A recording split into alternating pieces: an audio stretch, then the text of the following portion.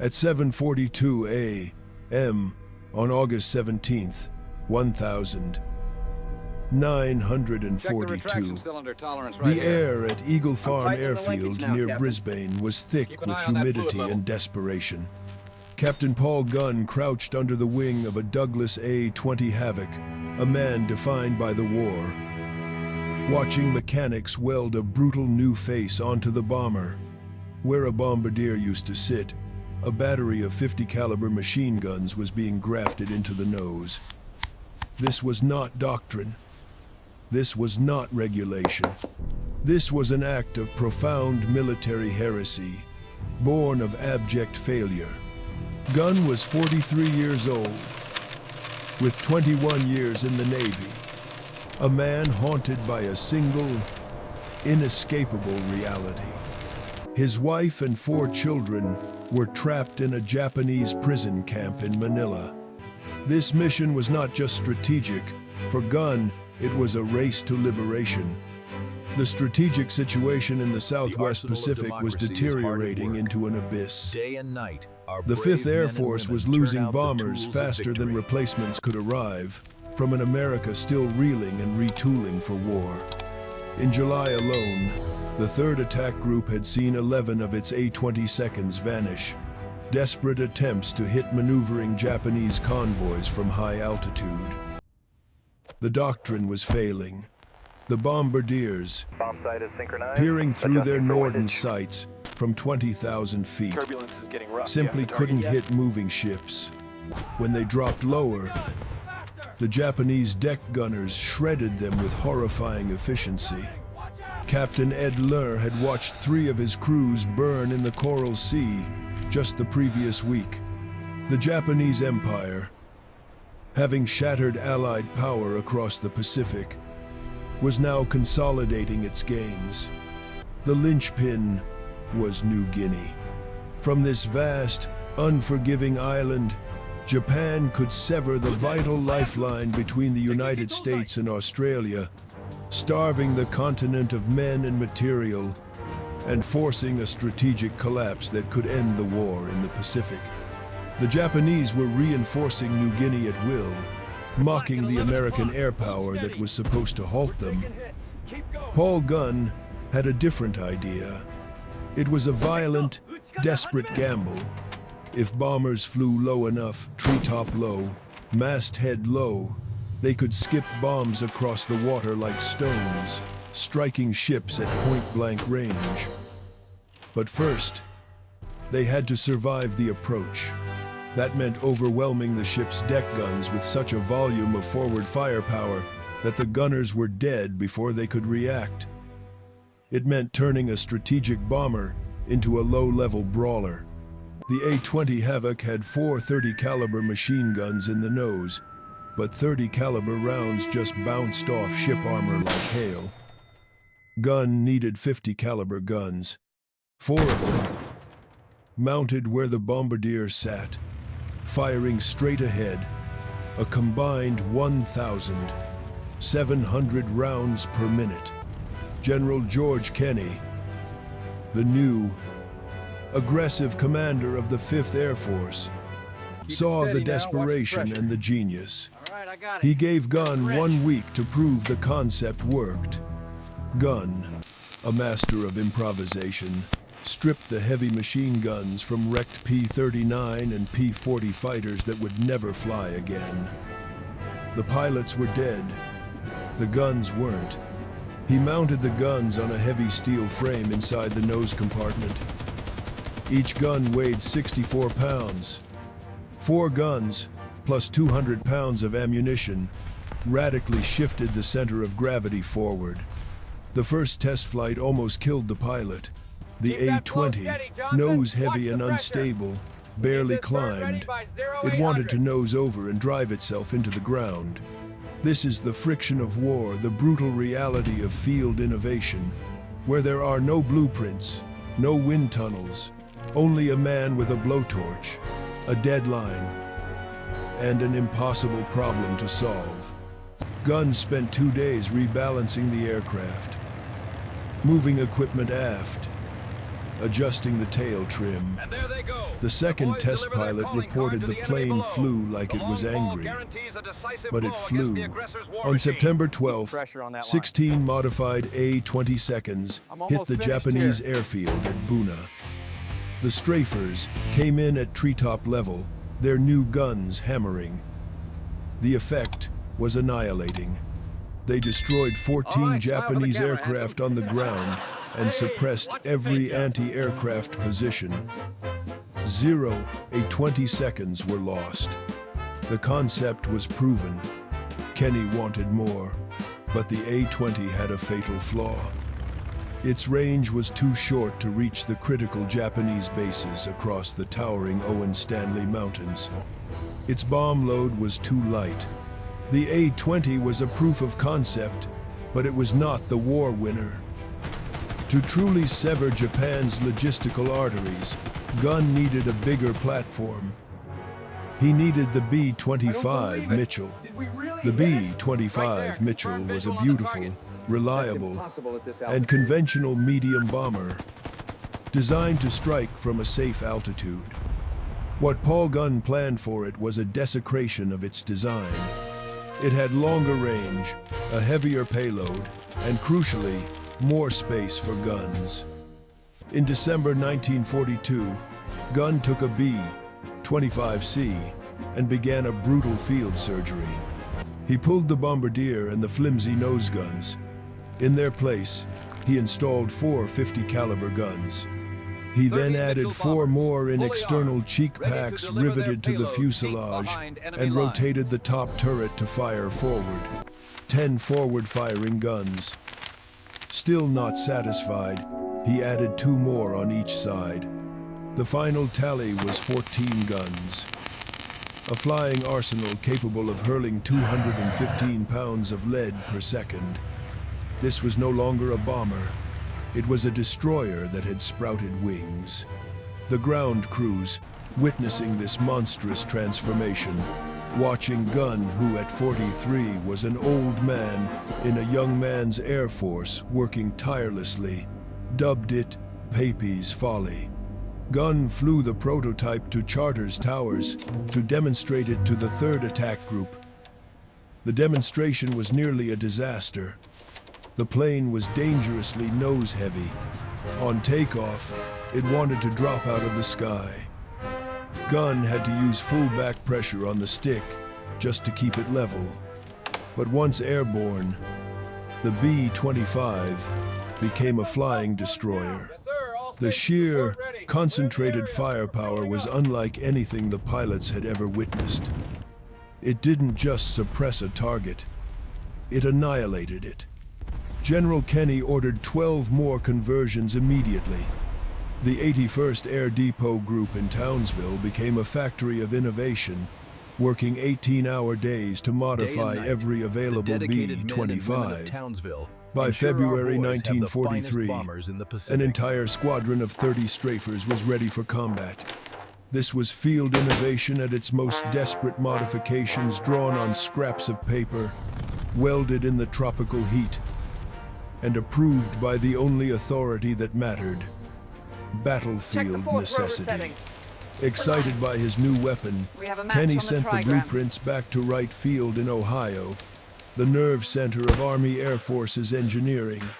He expected congratulations. Instead, he got a crisis. The engineers studied the modifications for 3 days. Then they sent an urgent, classified message back to Australia. The modifications were impractical. The balance would be wrong. The airplane would be too heavy. The stresses on the airframe from 14 heavy machine guns firing at once would, in their calculations, tear the plane apart. It wouldn't fly properly. Their recommendation was a death sentence: ground every modified B-25 immediately. This was the moment where wars are lost not on the battlefield, but in the sterile offices of a bureaucracy thousands of miles away, where theory divorced from reality holds sway. Kenny was in Washington when the message arrived. He walked into General Hap Arnold's office, where the right field engineers were waiting to explain, with charts and slide rules, why Papy Gunn's gunship was a physical impossibility. Kenny, a blunt and pragmatic commander, let them finish. Then he told them that 12 of these impossible airplanes had just played the key role in destroying an entire Japanese convoy in the Bismarck Sea. Every single transport was sunk. 60 more Strafers were already being modified in Australia. Arnold, grasping the strategic implication instantly, practically ran the stunned engineers out of his office. The Battle of the Bismarck Sea had not just proven Gunn's concept, it had fundamentally changed the nature of air-sea warfare. It all started with intelligence intercepts on February 28, 1943. Allied codebreakers in Melbourne, working in secret, had decrypted high-level Japanese naval messages. As you can see it on the map, a major convoy was assembling at Rabaul.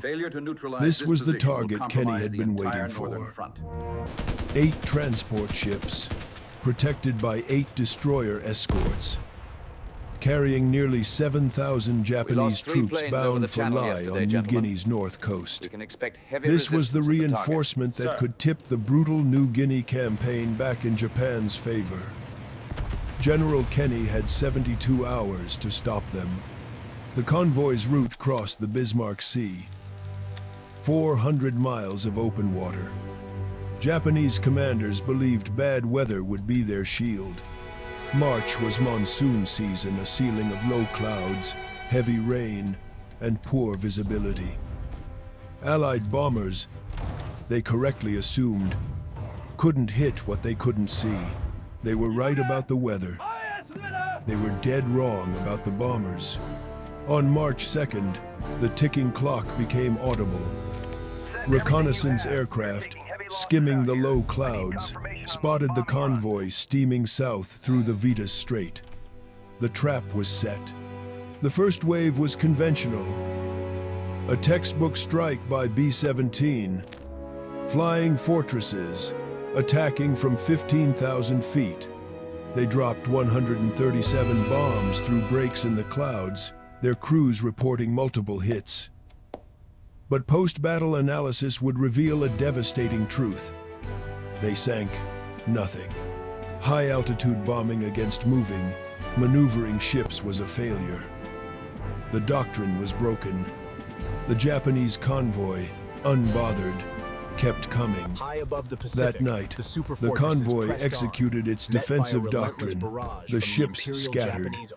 The vulnerable transports hugged the New Guinea coast, using the landmass to mask their approach, while the destroyers formed a protective outer screen.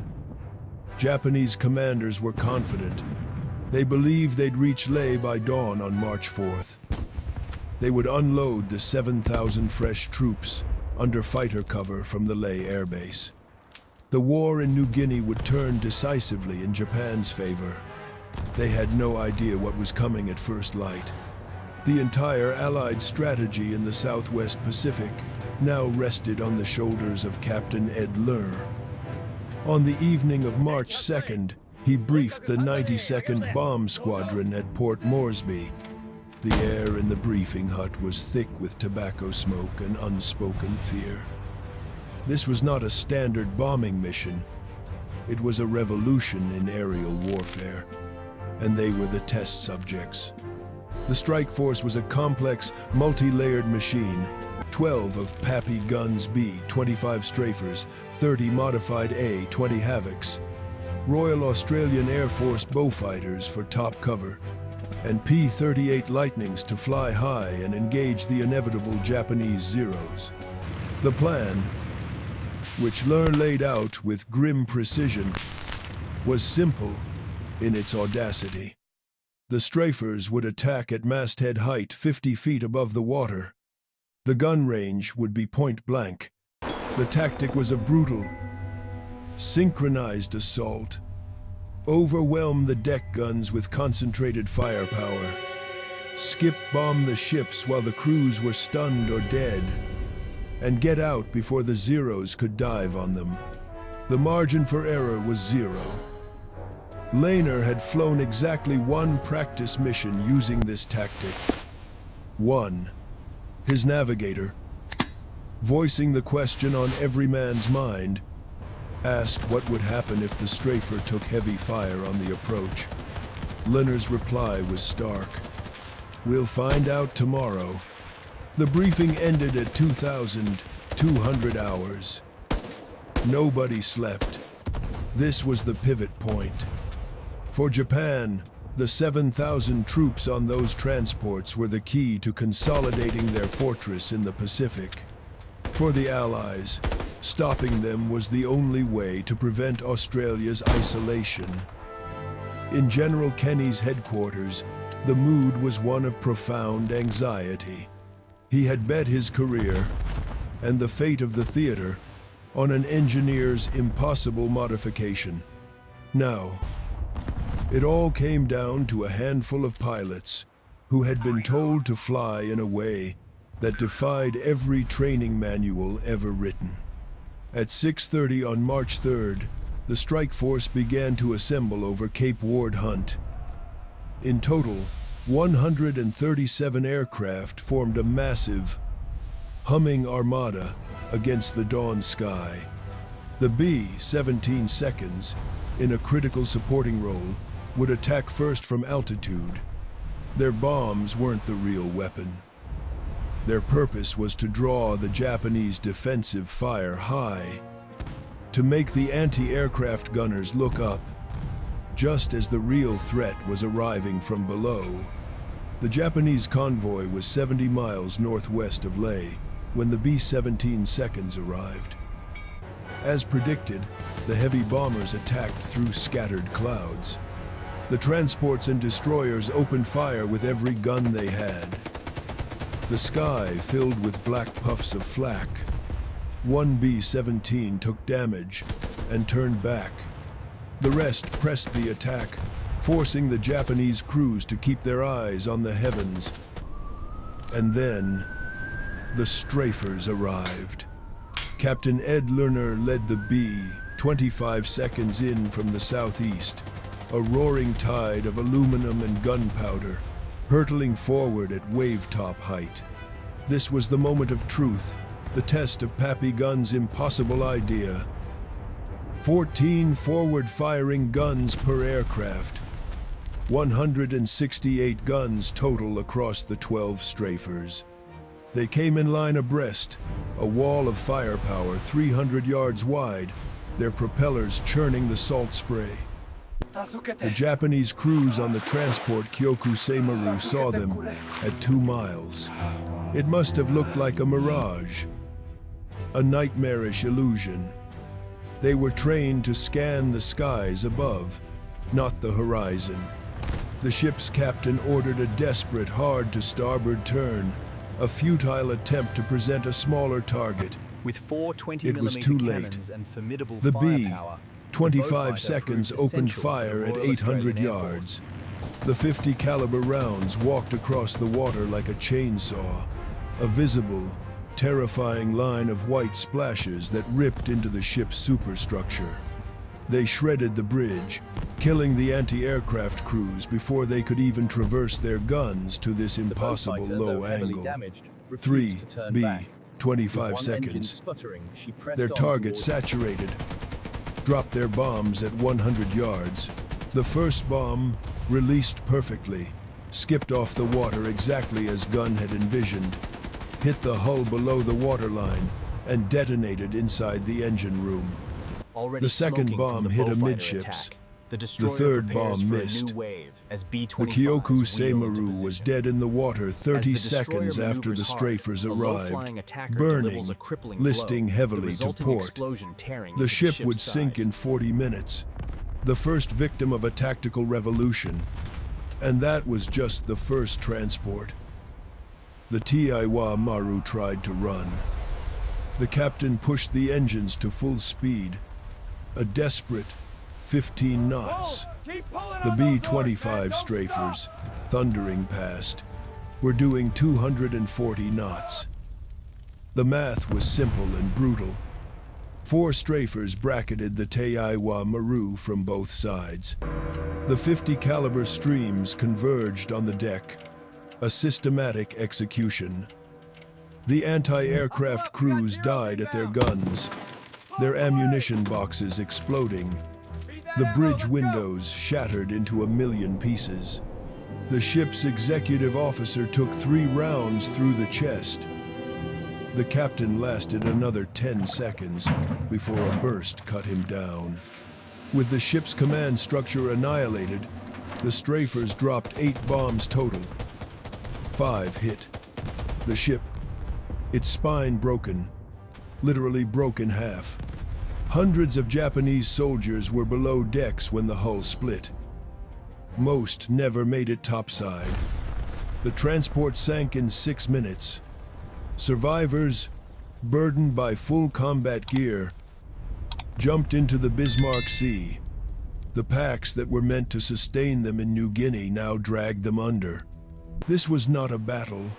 It was a slaughter, enabled by a technological and tactical surprise from which there was no recovery. While the B-25 seconds focused on the transports, the Australian bowfighters, a sister in arms to the Strafer concept, strafed the decks of the destroyer Shikayukigami as it tried to screen the convoy. The destroyer's anti-aircraft fire hit one bowfighter, but the Australian pilot kept coming, his forward guns raking the destroyer's deck from bow to stern. The Japanese gun crews went down. When the B-25 strafers arrived, the Shikayukigami had no defense. 3 strafers attacked from different angles. A wolf pack in the air. The destroyer tried to turn into the attack, but it was too slow. Bombs hit the port side, the starboard side, and amidships.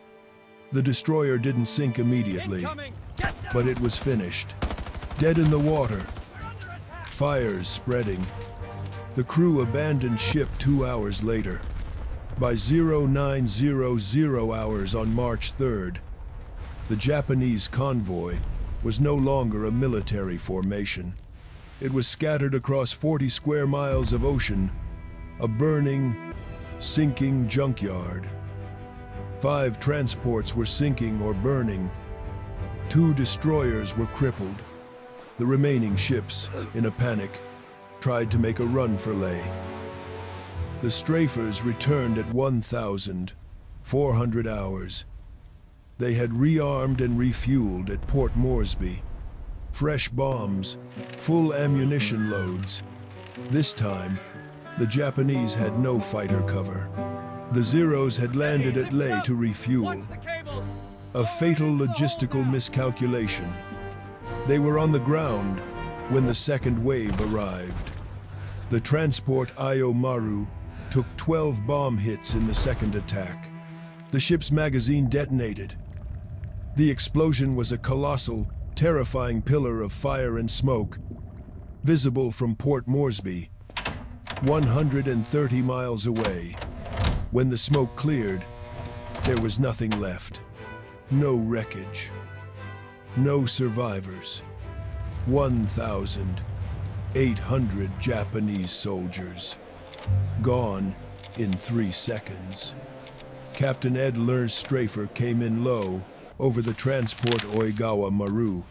His co-pilot counted 14 separate fires on the deck. Japanese soldiers were jumping overboard. The anti-aircraft guns were silent. Lerner's bombardier released at point-blank range. 2 bombs, both hits. The transport settled by the stern and capsized. The modified A-20 Havocs, the original proof of concept, now hunted the crippled destroyers. The destroyer Asashio was attempting to rescue survivors from the water when 3 A-20 seconds attacked from different directions. From this vast assembly The destroyer's line, crew the was B-25 focused Mitchell on bombers rescue. roll out, They built never by saw the tireless strafers hands of until the thousands guns of opened American fire. workers. The Asashio took bomb hits on the forward deck and bridge. The destroyer burned through the night and sank at dawn on March 4th. By the evening of March 3rd, The battle was over. The Japanese convoy was annihilated. The final tally was a testament to the revolution that had just occurred. 8 transports sunk. 4 destroyers sunk. Of the nearly 7,000 Japanese troops that left Rabaul, fewer than 1,200 reached Leh, most of them swimming ashore from wrecked barges. 2,700 were rescued by Japanese vessels and returned to Rabaul, their will to fight broken. The rest, over 3,000 men, died in the Bismarck Sea.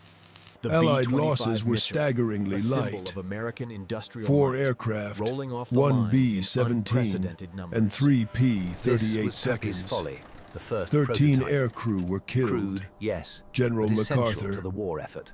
a man not known for understatement, called it one of the most complete and annihilating combats of all time. But this was more than a tactical victory. It was a strategic amputation. The Japanese never again attempted to reinforce New Guinea by a major convoy. The 7,000 troops and their heavy equipment were meant to be the iron fist that would smash the Australian defenders and sever the lifeline to America. Instead, they were at the bottom of the sea. The war in the Southwest Pacific had turned, and it had turned because of Paul Gunn's impossible gunship. Back in Australia, the Wright Field engineers were drafting their formal, meticulous report, complete with stress calculations and aerodynamic charts, explaining in precise, technical detail why the B-25 modifications couldn't possibly work.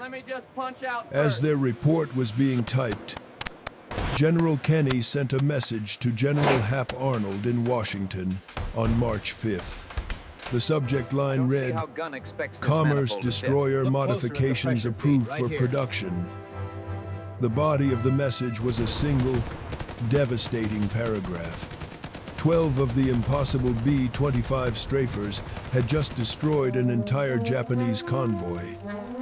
He requested immediate factory integration of the forward gun package into all future B-25 production aircraft. We just need to add a few more Arnold, guns and she'll be ready for the now next holding run. a report proving a weapon, was impossible, and a combat report proving it was a war winner, made his choice.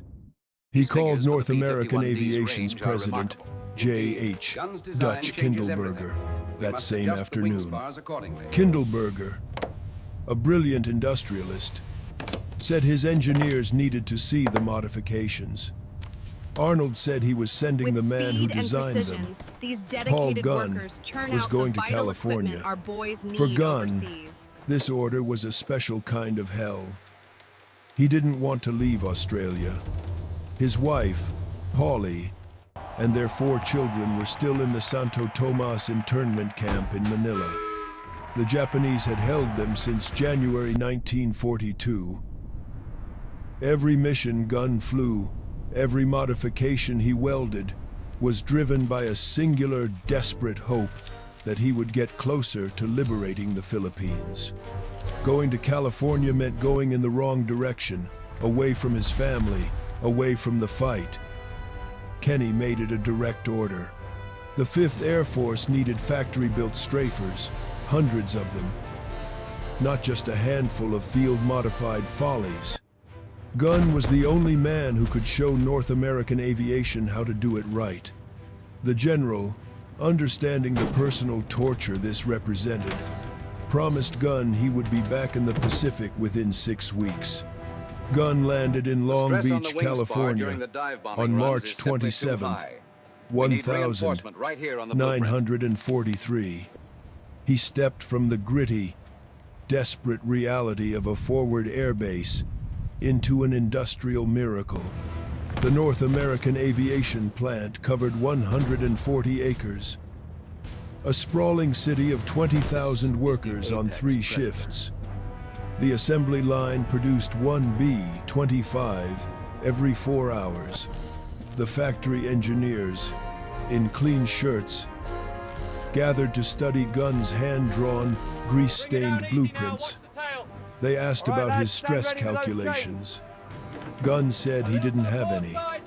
They asked about wind tunnel testing. Daddy? Gunn said he'd tested it by flying it in combat. They asked, with genuine concern, about the critical center of gravity problem. Gunn showed them where he'd moved the radio equipment aft to compensate. One senior engineer insisted the modifications would buckle the fuselage skin around the cheek gun mounts. The muzzle blast, he argued, would peel the aluminum skin right off the plane. Gunn calmly replied that it did. Then he showed them the blast tubes he'd welded to extend the barrels beyond the propeller arc. Problem solved. The engineers, humbled and impressed, spent 2 weeks reverse engineering Gunn's field modifications into formal production drawings. They strengthened the nose structure. They redesigned the gun mounts for mass production. They added heavier gauge aluminum patches to reinforce the fuselage skin, just as Gunn had suggested. They calculated the exact center of gravity shift and adjusted the tail trim accordingly. On May 10th, 1943, the first factory-built B-25G Strafer rolled off the assembly line. It was a monster. It had 4 50 caliber guns in a solid nose. But the engineers had added something new. A 75mm M4 cannon in the forward fuselage, the same cannon used in the M3 Lee tank. One shell could hole a destroyer below the waterline. Gun test flew the prototype. The 75mm cannon recoiled 4 feet when fired, and the entire aircraft shuddered violently. The navigator had to manually reload the massive shell between shots, giving it a rate of fire of 1 round every 30 seconds. Gunn told the engineers it would work for ships, but maybe not for anything faster. North American Aviation built 400 of the B-25G. Then they improved the design. The B-25H added 4 more 50 caliber guns in the cheek packs, bringing the total to 8 in the nose, plus the 4 in the cheeks and the 2 in the top turret. 14 forward-firing guns, plus the 75mm cannon. Now, with a better recoil system that allowed a reload every 20 seconds, finally, the B-25J removed the cumbersome cannon and replaced it with 4 more 50 caliber guns, for a total of 18 forward-firing guns, the most heavily armed production bomber in history. North American Aviation built 4,900 B-25Js. They delivered the first ones to the Pacific in October 1943. Gunn returned to Australia in May. He had been gone 6 weeks, exactly as Kenny had promised. Watch your altitude. Paul Gunn's return to Australia in May 1943 was a quiet affair. But the weapons that followed him were loud. The factory-built Strafers began arriving in the Pacific, and the nature of the air war shifted immediately. The 5th Air Force now had a purpose-built instrument of annihilation. The Strafers kept hunting.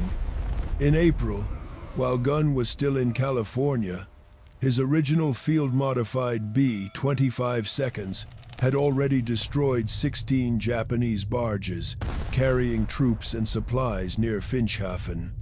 In May, they sank 12 cargo ships at Wewak Harbor. In June, they struck the critical oil facilities at Balikpapan on Borneo, a target previously thought untouchable. The Japanese maritime supply system, the lifeblood of their island garrisons, was hemorrhaging. The Japanese High Command, facing a crisis, made a desperate tactical shift. They stopped moving supplies by ship in daylight. It was a concession of defeat, a surrender of the daylit seas to Papy Gunn's gunships. the Strafers learned to hunt in the dark. This was the next phase of the revolution. They were fitted with rudimentary radar and crews trained to skip bomb from 50 feet in complete, terrifying darkness.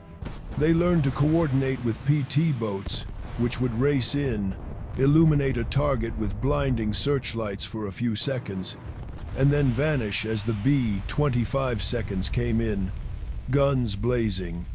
The Japanese, who believed the night and the monsoons would protect them, found there was no sanctuary. They gave the modified B-25 seconds a new name, one born of pure terror, the Black Death. On November 2nd, 1943, the Black Death came for Japan's most formidable fortress in the Southwest Pacific. You can see the Major Ben holes Fridge led designed to 4 dissipate squadrons heat. of Strafers into this fortress. 59 B-25 seconds in a combined force of 137 Allied aircraft. The harbor, a massive natural caldera, was packed with 38 Japanese vessels, cruisers, destroyers, tankers, cargo ships, and minesweepers, all protected by a dense ring of over 100 anti-aircraft guns. The Strafers came in at masthead height, flying through phosphorus smoke laid by other bombers. A man-made fog that blinded the Japanese gunners. They attacked from multiple directions simultaneously, a choreographed swarm of death. The Japanese fire control systems were overwhelmed. They couldn't track them all. In 15 minutes of choreographed chaos, 30 ships were hit. 5 were sunk outright. 12 were damaged so severely they were beyond repair. The rest were limping, burning wrecks. Rabaul Harbor, the linchpin of Japanese naval power in the region, was finished as a forward supply base. Paul Gunn flew that mission. He was 44 years old. He didn't have to fly combat. He was a special projects officer on headquarters staff. But his family was still in Manila, and every mission, every ship sunk, every base destroyed, took him one agonizing inch closer to them. The intelligence reports smuggled out of Santo Tomas internment camp were getting worse. Food rations had been cut to starvation levels. Medicine was running out. Prisoners were dying from malnutrition and disease. And then came the most terrifying report of all. The Japanese camp commander had informed the Red Cross that all prisoners would be executed if Allied forces approached Manila. The clock was ticking, not just on the war, but on the lives of his wife and 4 children. Gunn told Kenny he wanted to fly the first mission over Manila when the liberation came. Kenny promised he could. Through 1944, the Strafers evolved further, becoming even more lethal. Some carried 8 5-inch high-velocity rockets under the wings, capable of punching holes in destroyer armor. Some carried napalm tanks, turning coastal fortifications into infernos. Some carried parafrag bombs, small fragmentation bombs with parachutes. This simple innovation allowed the B-25 to drop them from minimum altitude without catching itself in its own blast, saturating airfields and supply dumps. The most effective tactic became the combined strike. High-level B-24 Liberators would bomb from 20,000 feet, forcing the defenders to look up and filling the sky with flak at altitude. Then, as the gunners were distracted, the Strafers would come in low. By the time the gunners looked down, the B-25 seconds were already on them, their 18 guns opening fire. He's gone. In the first 8 months of 1944 alone, 5th Air Force Strafers destroyed 947 Japanese aircraft on the ground. They sank 273 ships.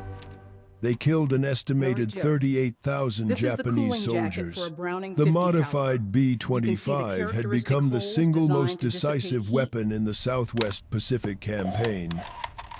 The physical manifestation of MacArthur's island-hopping strategy. Gunn, consumed by his work and his worry, added his own modifications as the war progressed. He mounted additional fuel tanks to extend the range ever closer to the Philippines. He improved the gun cooling systems. He developed new ammunition loading techniques that increased the rate of fire. Some B-25 seconds in the Pacific carried modifications that existed nowhere else because Gunn had invented them in a field workshop the night before a mission. Other theater commanders, seeing the annihilating results, wanted strafers of their own. Kenny, no longer needing to hide his folly, sent them blueprints. The Mediterranean theater modified B-25 seconds for anti-shipping missions against German convoys supplying North Africa. The China-Burma-India theater modified B-25 seconds to attack Japanese supply lines along the treacherous Burma Road. The concept Gunn had proven in Brisbane, the idea born of desperation and a few wrecked P-40 seconds, had spread across every combat zone of the war. On October 20th, 1944, American forces landed at Leyte in the Philippines. The desperate kamikaze the liberation of Manila was finally within reach, just 3 months away. Gunn's family had been in captivity for nearly 3 years. He was flying multiple missions every day now, relentless, ignoring exhaustion. He told his crew chief he would not stop until his family was free. Then, the war, in its infinite cruelty, struck back at the man who had changed its course. The Japanese, desperate, and now fighting with the fanaticism of a cornered empire, bombed Tacloban airfield on November 27th, 1944. It was a vicious, well-executed counterstrike at 3:30 hours. 56 Mitsubishi G4M Betty bombers, escorted by Zero fighters, came in low from the north. The radar operators, exhausted, saw them too late. Paul Gunn was in the operations tent, a canvas structure just 200 yards from the main runway, reviewing mission plans for the morning strike. He was exactly where the enemy expected him to be. The first bombs hit the runway, and the blast wave tore through the operations tent like paper. Gunn was knocked off his feet. Shrapnel, white-hot and indifferent, ripped through the canvas walls. The medical officer found him trying to stand, his flight suit soaked in blood, his only thought on his aircraft. He said he needed to check on his B-25 seconds. The doctor said he needed surgery. I'm truly sorry. Gunn, Despite our running best on efforts, the pure damage was too adrenaline extensive. and obsession, He's gone. made it 30 feet toward the flight line before he collapsed. They evacuated him to the hospital at Leyte. The leg wound was serious. The shrapnel had severed an artery. The surgeon, after hours of work, gave him the devastating prognosis. Gunn wouldn't fly again for 6 months, minimum, and probably longer. The injuries, combined with his age and years of combat stress, qualified him for immediate medical retirement. At 45 years old, with 26 years of service, he had earned the right to go home. He was a hero. His war was over. But Gunn, lying on a hospital cot, This was Santo told the Tomas. surgeon he For wasn't 3 going years, anywhere. Thousands of He would Allied not civilians leave the were held theater. captive here. He would not go home while his family was in enemy hands. The Battle of Manila began on February 3rd, 1945. It was not a liberation. It was an exorcism. American forces fought house to house through a city the Japanese had declared a fortress. The fighting was brutal, a descent into urban hell, building by building, block by block. But on that same day, February 3rd, the 1st Cavalry Division raced ahead, smashing through the gates of the Santo Tomas internment camp. 3,700 Allied prisoners were freed, and among them, Paul Gunn's family was found. His wife, Folly, weighed just 89 pounds. His daughter, Julia, weighed 63. For the past year, their diet had been a watery rice and vegetable soup. Once a day, his son Nathaniel had malaria. His youngest daughter was ravaged by dysentery. But they were alive. Gunn, still at the hospital in Leyte, received the news. He flew to Manila on February 4th, in direct violation of medical orders. His leg was still heavily bandaged. He walked with a cane. The doctor had cleared him for light duty only, and explicitly forbade any flying. Gunn didn't care. He found a transport, pulled rank, and made his way to Santo Tomas. He found his family in the makeshift hospital the army had set up inside the ravaged camp. Folly didn't recognize him at first. The man she had last seen in April 1942 was gone. Paul? This man was 40 pounds lighter, his hair completely gray. He looked, she thought, like one of the camp doctors. Then he said her name, and the 3 years of starvation, disease, and terror collapsed in a single moment. The official army report, in its sterile language, stated that Colonel Paul I. Gunn was reunited with his family on February 4th, 1945 at Santo Tomas internment camp, Manila. The reunion lasted 4 hours. Then, his objective complete, Gunn returned to his post at Leyte. His medical leave wasn't over, The language but here the is war typical of the period. wasn't either. Overly His formal and modifications, deliberately however, vague. kept flying. Other pilots, other crews. But it was Gunn's vision that was striking the final blows. By the end of the war, North American aviation had built 9,600 B-25 Mitchell bombers. Nearly 5,000 of them were Strafer variants, all based on Gunn's original impossible design. The statistics compiled in the aftermath are staggering, a testament to one man's ferocious ingenuity. Those Strafers sank over 800 Japanese ships in the Pacific. They destroyed over 2,000 Japanese aircraft on the ground. They killed an estimated 85,000 Japanese soldiers. The commerce destroyer concept, which engineers had called a fatal imbalance, had become the single most effective anti-shipping weapon in the theater. Paul Gunn never flew combat again. The leg wound, as the surgeon had predicted, ended his operational career. The Army retired him as a full colonel on June 30th, 1948, citing medical disability. He was 48 years old. Paul Gunn did not return to America. He went back to the Philippines, the country that had been the crucible of both his greatest triumph and his deepest suffering. He was not a man built for a quiet retirement. He was a man built for rebuilding. He focused his relentless energy on Philippine Airlines, the company he had started before the war. It was an act of national reconstruction and personal reclamation.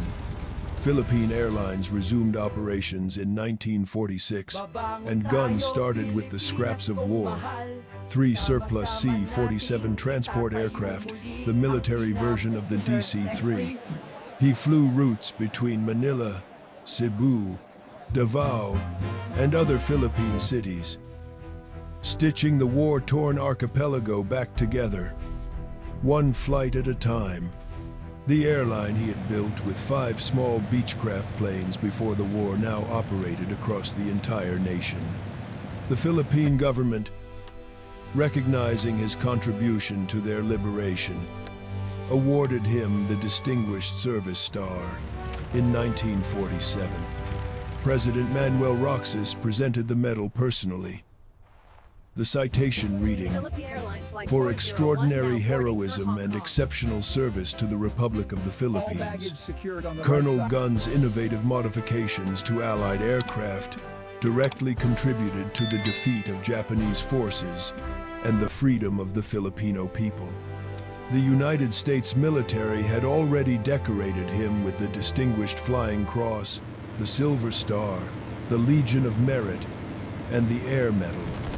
The Distinguished Service Cross, the nation's second highest honor for valor, was recommended but never approved. In the cold, post-war calculus of the awards boards, some officers believed Gunn's contributions were technical rather than tactical. They were profoundly wrong. They failed to see that the modification was the tactic. General Kenny, in his memoirs, set the record straight. Papy Gunn was the most valuable man in the 5th Air Force. His mechanical genius and combat innovations changed the course of the war. Without his Strafer modifications, the Battle of the Bismarck Sea would have been a Japanese victory. Without Bismarck Sea, we would have lost New Guinea. Without New Guinea, the road to the Philippines would have been impossible. General MacArthur himself, in a classified 1945 letter, recommended Gunn for promotion to Brigadier General. The recommendation was denied. The Army Air Force was rapidly demobilizing, promotions were frozen, and Gunn remained a colonel. He never complained. He had gotten what he truly fought for. His family was free. Philippine Airlines expanded dramatically through the late 1942nd and early 1952nd under his obsessive drive. He acquired DC-3 seconds, then larger DC-4 seconds, then modern Convair 340 seconds. He established routes to Hong Kong, Bangkok, and Singapore. By 1956, PAL was flying to San Francisco. Gunn's small inter-island airline had become a major international carrier, but the man himself could never rest. He flew constantly, Manila to Cebu, Cebu to Davao. He couldn't stop. The war had burned a lesson into his soul. Movement meant survival. Standing still meant death. Some of his pilots whispered that Gunn was still fighting, still outrunning something. Perhaps the memory of Santo Tomas, or the faces of the men who had flown his modified aircraft and never come back.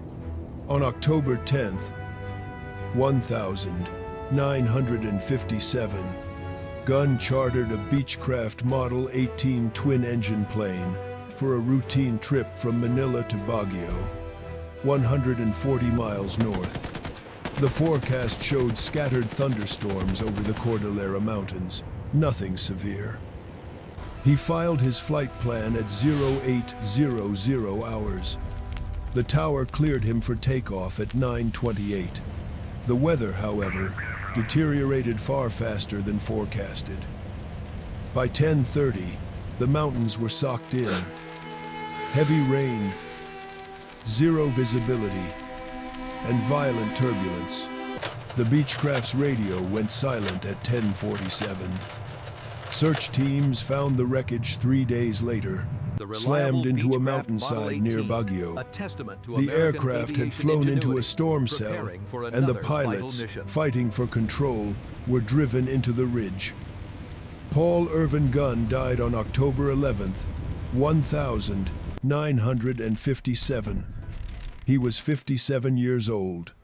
The man who had survived Japanese bombers and defied impossible odds had been killed by the weather.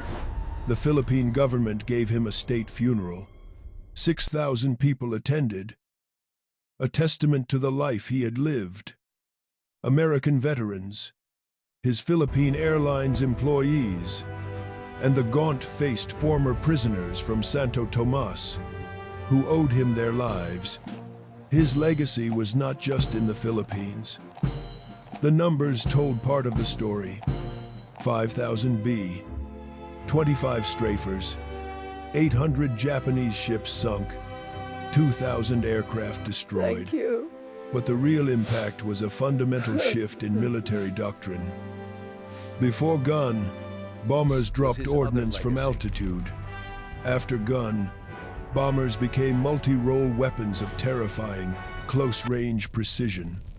The AC-130 gunship, which would later circle the skies of Vietnam, was a direct technological and spiritual descendant of Gunn's B-25 modifications.